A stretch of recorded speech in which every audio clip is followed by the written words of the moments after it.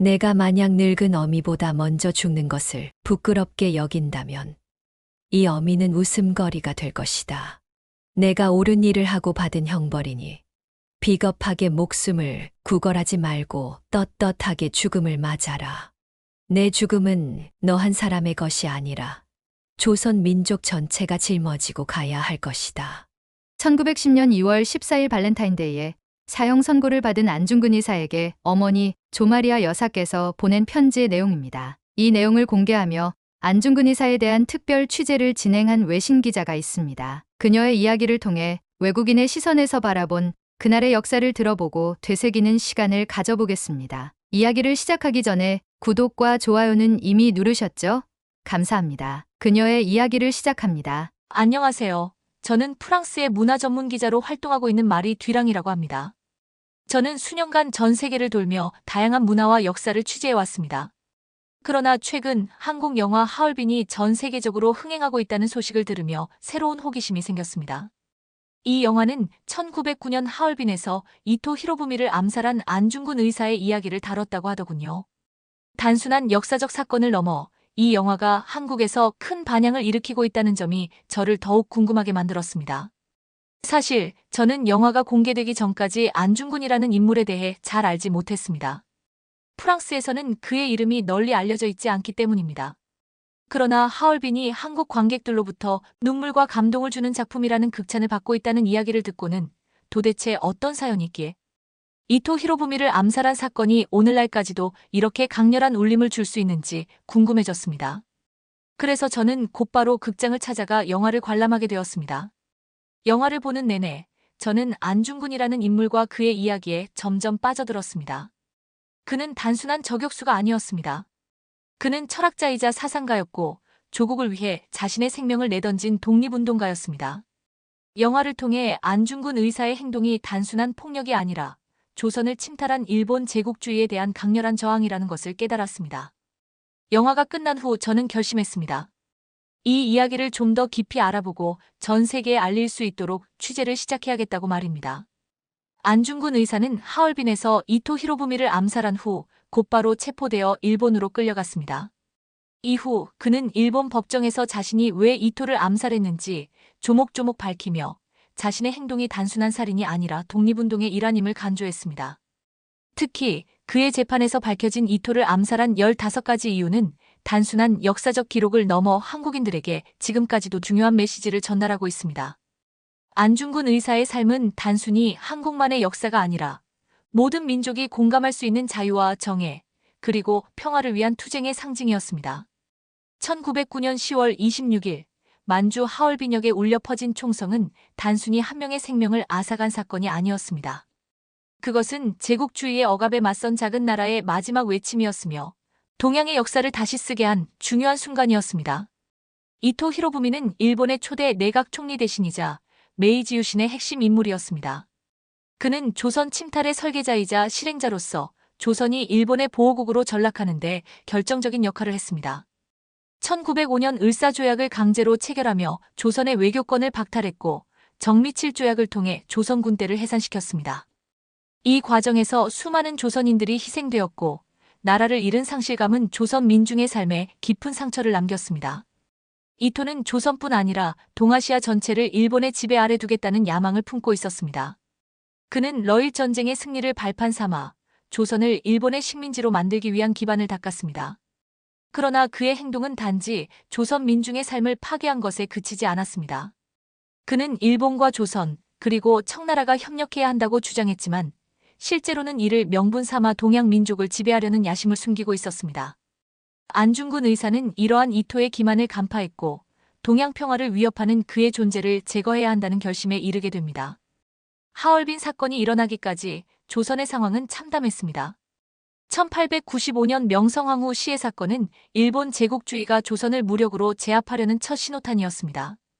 당시 일본 공사 미우라고로의 지휘 아래 일본군과 낭인들이 경복궁에 난입해 명성황후를 참살했습니다. 일본은 조선의 권력을 무력으로 제압하고 자국의 이익에 따라 조선을 조종하려 했습니다. 그 중심에 있었던 인물이 바로 이토 히로부미였습니다. 이토는 이후 조선의 외교권을 빼앗고 경제적 수탈을 본격화했습니다. 화폐 정리 사업을 통해 조선의 전통 화폐를 일본 화폐로 대체하며 조선 농민과 상인의 자산을 강제로 빼앗았습니다. 이는 조선 경제를 완전히 일본에 종속시키기 위한 것이었습니다. 일본군은 동학 농민운동을 무력으로 진압하며 수많은 조선인을 학살했습니다. 이러한 일련의 사건들은 조선을 피폐하게 만들었고 국민들에게 씻을 수 없는 고통을 안겼습니다. 안중근 의사는 이러한 상황 속에서 의병 활동을 시작했습니다. 그는 단순한 무장 투쟁에 그치지 않고 조선 독립의 당위성을 국제사회에 알리기 위해 노력했습니다.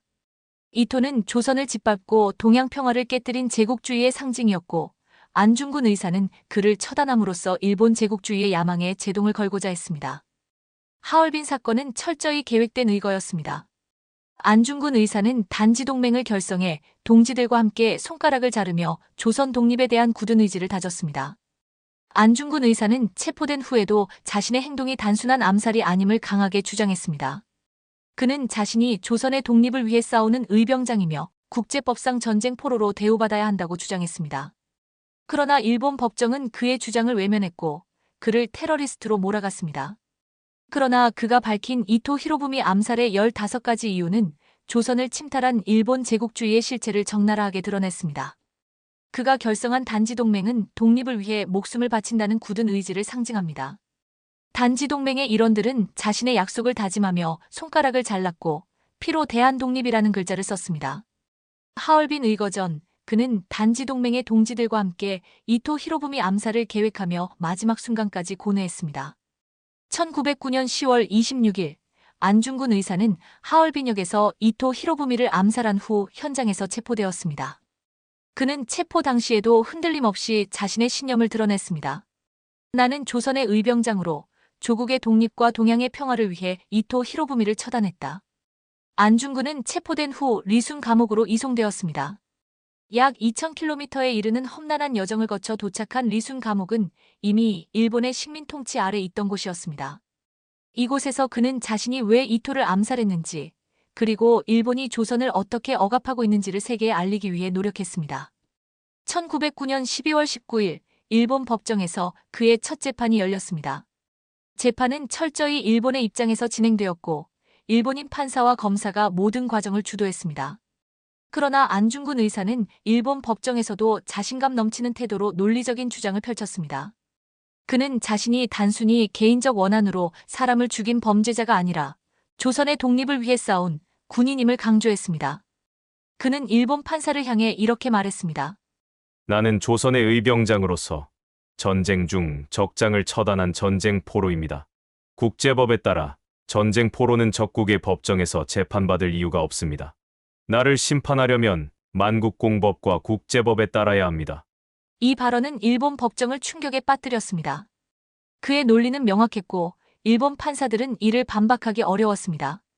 그는 재판에서 자신이 이토를 처단한 15가지 이유를 하나씩 설명하며 자신의 행동이 조선과 동양 평화를 위한 정당한 행위였음을 증명했습니다. 조국의 동포 여러분, 그리고 미래의 후손 여러분, 제가 이토 히로부미를 처단한 이유를 밝히려 합니다.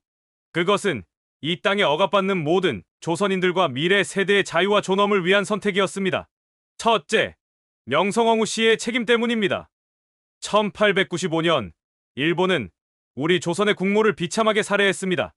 경복궁에 난입한 일본 낭인들이 명성황후를 시해했을 때 이토 히로부미는 이를 방조한 책임자였습니다.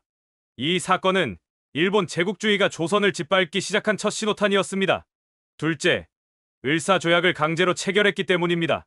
1905년 이토는 우리 조국의 외교권을 강탈하고 조선을 일본의 보호국으로 전락시켰습니다.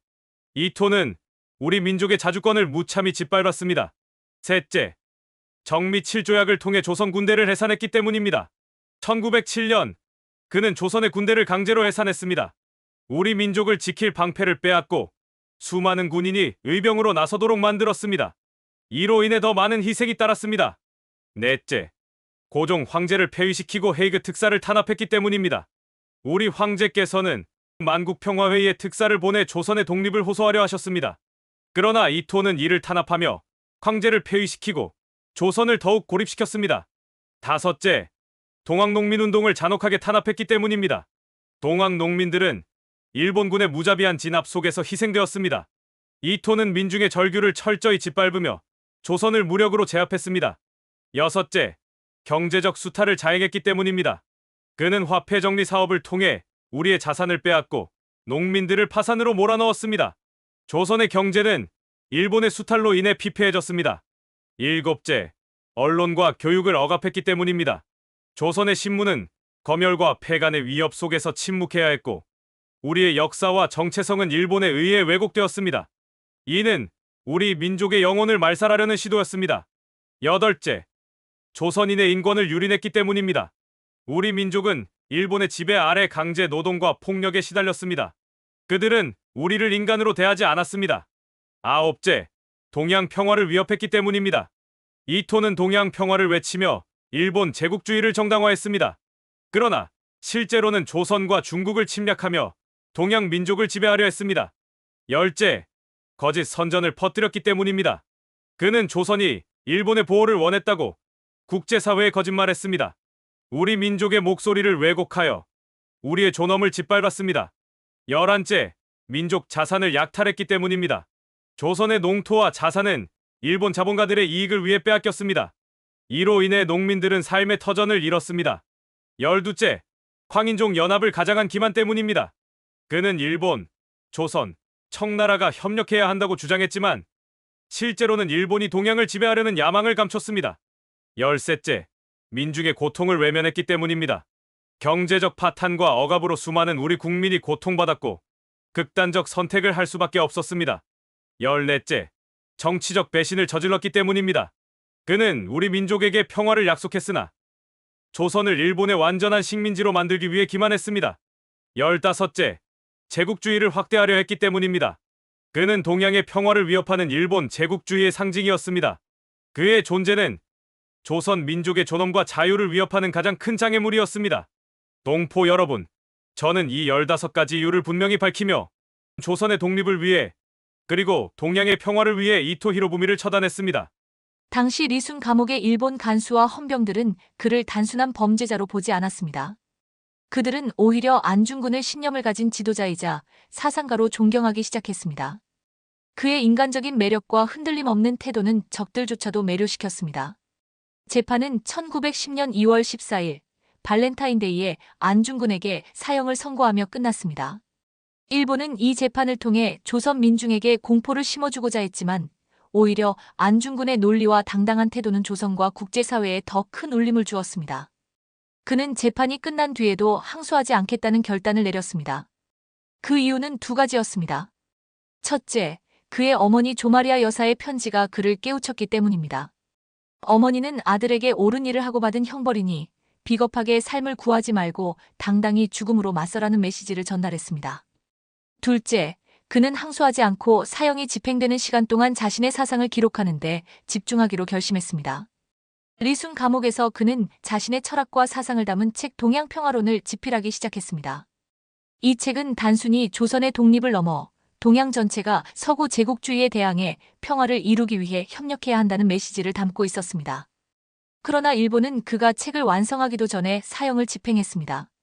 동양평화론은 미완성으로 남았지만 그가 전하려던 메시지는 오늘날까지도 많은 이들에게 영감을 주고 있습니다. 안중근 의사의 사형 집행일은 1910년 3월 26일로 결정되었습니다. 일본은 그의 사형 시간을 이토 히로부미가 암살당한 시간과 맞추는 잔혹한 복수를 행했습니다. 그는 유언에서 이렇게 말했습니다. 내가 죽으면 나의 뼈를 이토 히로부미를 처단한 하얼빈 공원에 묻어뒀다가 국권이 회복되거든 고국에 묻어달라. 안중근 의사의 이야기를 취재하면서 저는 그가 단지 독립운동가나 저격수로만 기억되어서는 안 된다는 사실을 깨달았습니다. 그는 조국의 독립뿐 아니라 동양 전체의 평화를 염원했던 사상가이자 철학자였습니다. 그의 신념은 단지 조선이라는 한 나라에 국한되지 않았습니다.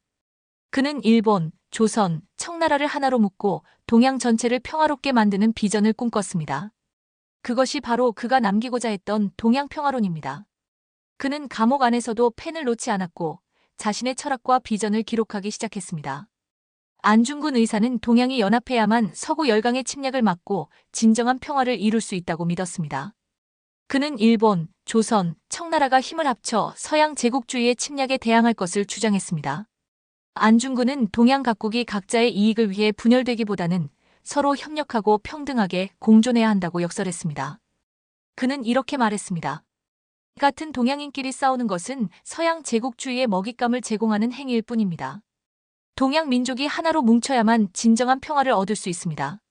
리순 감옥에서 그는 자신의 신념을 구체화하기 위해 글을 썼습니다. 동양 평화론은 단지 이상적인 평화를 논한 철학적 글이 아니었습니다. 그것은 실질적인 계획과 비전을 제시한 작품이었습니다. 그는 교육, 경제 협력, 외교 정책 등 구체적인 방안을 통해 동양 민족 간의 연대를 강조했습니다. 특히 그는 서양 제국주의의 침략으로부터 동양을 지키기 위해 서로를 적으로 간주하지 말고 협력해야 한다고 강하게 주장했습니다. 그러나 일본은 안중근에게 그의 책을 완성할 시간을 허락하지 않았습니다. 그들은 그의 신념이 널리 퍼지는 것을 두려워했습니다. 1910년 3월 26일, 일본은 그를 처형하며 그의 육체를 사라지게 했지만 그의 신념까지 없앨 수는 없었습니다. 동양 평화론은 비록 미완성으로 남았지만 그의 사상은 이후 조선의 독립운동과 동양 민족들의 항쟁 속에서 이어졌습니다. 저는 이 부분을 취재하면서 깊은 감동을 느꼈습니다. 안중근의 사상은 단지 과거에 머무르는 것이 아니라 오늘날에도 큰 의미를 가지고 있기 때문입니다. 동양의 민족들이 서로 단결하고 협력해야 한다는 그의 메시지는 지금도 여전히 유효합니다. 그는 단순히 조선을 위한 영웅이 아니라 전 세계의 정의와 평화를 꿈꾼 사상가였습니다. 안중근 의사가 감옥에서 남긴 말 중 하나가 깊이 마음에 남습니다. 나는 천국에서도 조선의 독립과 동양의 평화를 위해 기도할 것입니다. 그의 꿈은 비록 그가 생전에 이루지 못했지만 그 꿈은 지금도 살아있습니다. 그의 희생과 신념은 동양 민족들에게 지속적으로 영향을 미치고 있으며 세계의 많은 사람들에게 영감을 주고 있습니다. 저는 이 이야기를 통해 그가 전하고자 했던 메시지가 전 세계에 더 널리 퍼지기를 바랍니다. 안중근 의사의 삶을 취재하며 제가 가장 깊은 감동을 받은 부분 중 하나는 바로 그의 어머니 조마리아 여사의 존재였습니다. 그녀는 단순히 안중근 의사의 어머니로서의 역할을 넘어 조국과 민족을 위해 아들의 희생을 받아들인 위대한 인물이었습니다. 그녀의 강인한 정신과 사랑은 안중근 의사의 마지막 순간에 커다란 영향을 미쳤습니다. 1910년 2월 14일 발렌타인데이에 그는 사형 선고를 받았습니다. 이 소식은 그의 가족들에게도 전해졌고 어머니 조마리아 여사는 아들에게 마지막 편지를 보냈습니다. 조마리아 여사의 편지는 단순히 어머니가 아들에게 보내는 메시지가 아니었습니다. 그것은 민족을 위한 희생을 강조하는 강렬한 호소였습니다. 그녀는 편지에서 이렇게 말했습니다. 내가 만약 늙은 어미보다 먼저 죽는 것을 부끄럽게 여긴다면 이 어미는 웃음거리가 될 것이다. 내가 옳은 일을 하고 받은 형벌이니 비겁하게 목숨을 구걸하지 말고 떳떳하게 죽음을 맞아라. 내 죽음은 너 한 사람의 것이 아니라 조선 민족 전체가 짊어지고 가야 할 것이다. 그는 어머니의 말을 받아들였고 자신의 죽음이 조국과 민족을 위한 고귀한 희생임을 확신했습니다. 이후 그는 항소를 포기하기로 결심했습니다. 그는 내 죽음이 독립운동의 불씨가 되기를 바란다며 자신의 목숨을 조국을 위한 마지막 희생으로 여겼습니다.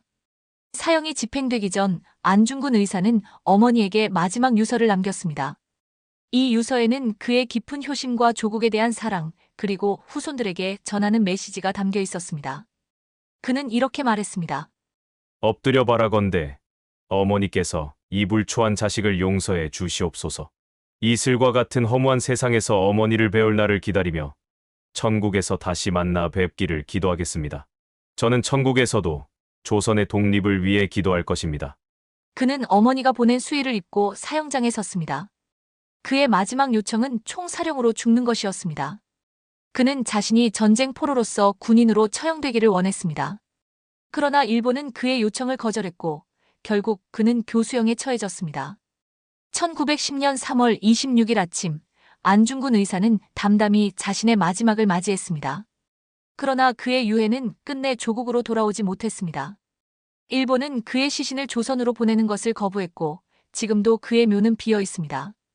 이는 조선의 독립운동가들에게 깊은 아픔으로 남았고 안중근 의사의 유해를 되찾기 위한 노력은 오늘날까지도 계속되고 있습니다. 영화 하얼빈은 단순히 역사적 사건을 재현한 작품이 아닙니다. 그것은 안중근 의사의 삶과 그의 신념을 현대적인 시각으로 조명하며 오늘날의 우리가 그로부터 무엇을 배울 수 있는지 묻는 강렬한 메시지를 담고 있습니다. 이 영화를 통해 저는 한 나라의 영웅이 어떻게 세계적인 인물이 될 수 있는지를 더욱 깊이 이해하게 되었습니다. 저는 이 영화를 관람하며 관객석 곳곳에서 울음과 감탄이 뒤섞이는 소리를 들었습니다. 사람들은 단지 감동을 느끼는 것을 넘어 안중근 의사의 희생에 대해 새로운 감사를 느끼고 있었습니다.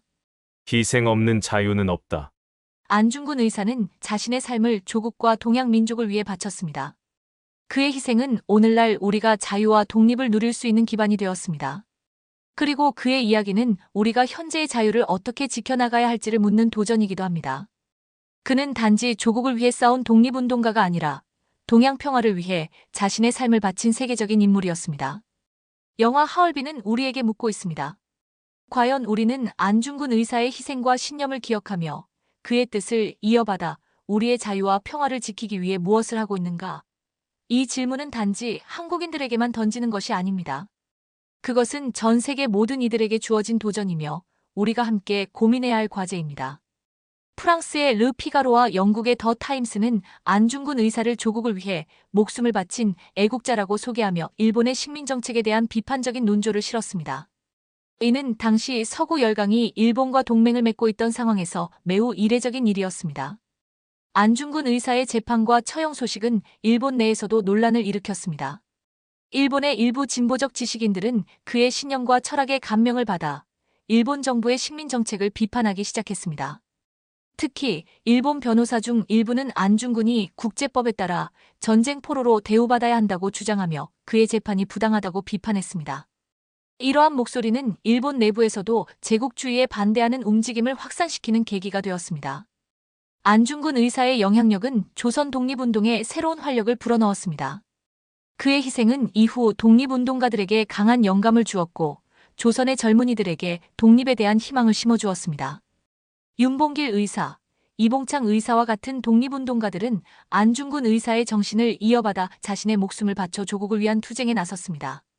안중근의 이름은 독립운동의 상징으로 자리 잡았고 그의 희생은 조선 민중에게 꺼지지 않는 희망의 등불이 되었습니다. 그의 사상은 당시 식민 지배를 받던 다른 아시아 국가들에서도 큰 반향을 일으켰습니다.